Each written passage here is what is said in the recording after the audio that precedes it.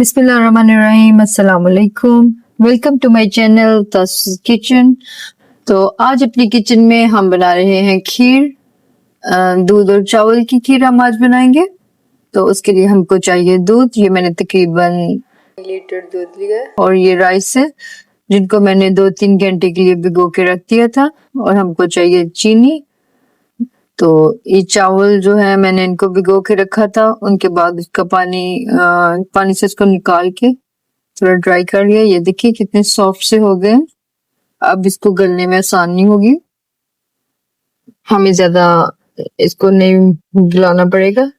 तकरीबन काफी ज्यादा गल चुके हैं। अब हम एक खुला सा बर्तन लेंगे।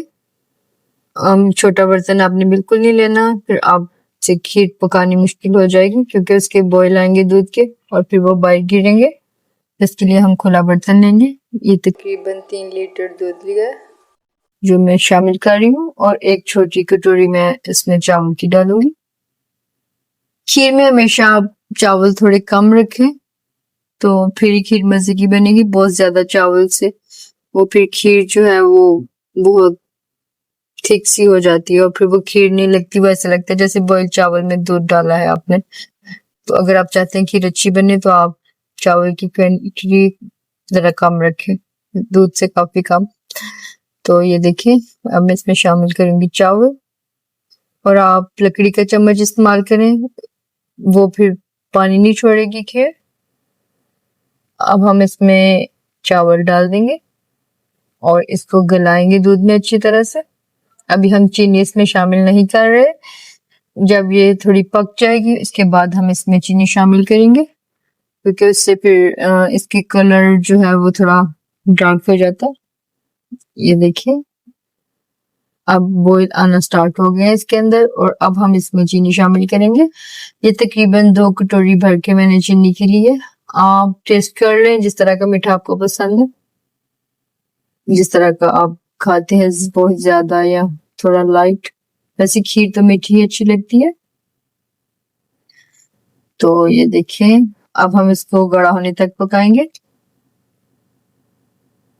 इसको थोड़ी देर के लिए ढक देते हैं ताकि अच्छे से पक के। ये देखिए अब इसका बॉयल जो है वो बहुत अच्छे से आ रहा है, अंदर से ये पकना शुरू हो गई है।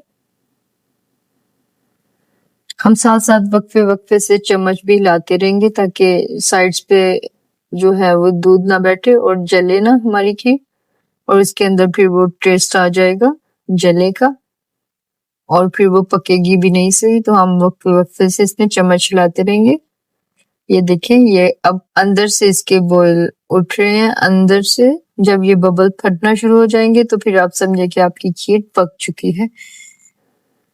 तकरीबन हमारी खीर पक चुकी है। तो अब हम खीर को रखेंगे साइड पे और हैंड मिक्सर से हम इसको थोड़ा सा ग्राइंड करेंगे ताकि जो थोड़े बड़े बड़े से चावल हैं वो थोड़े छोटे हो जाए। देखिए इस तरह से वो थोड़ी मिक्स हो जाएगी खीर। ज्यादा आपने मिक्स नहीं करना, फिर वो फिरनी बन जाएगी। तो हमें ये खीर बनानी है। ये देखिए अब हम इसको थोड़ी देर के लिए ढक देंगे और फिर ठंडा करके सर्व करें।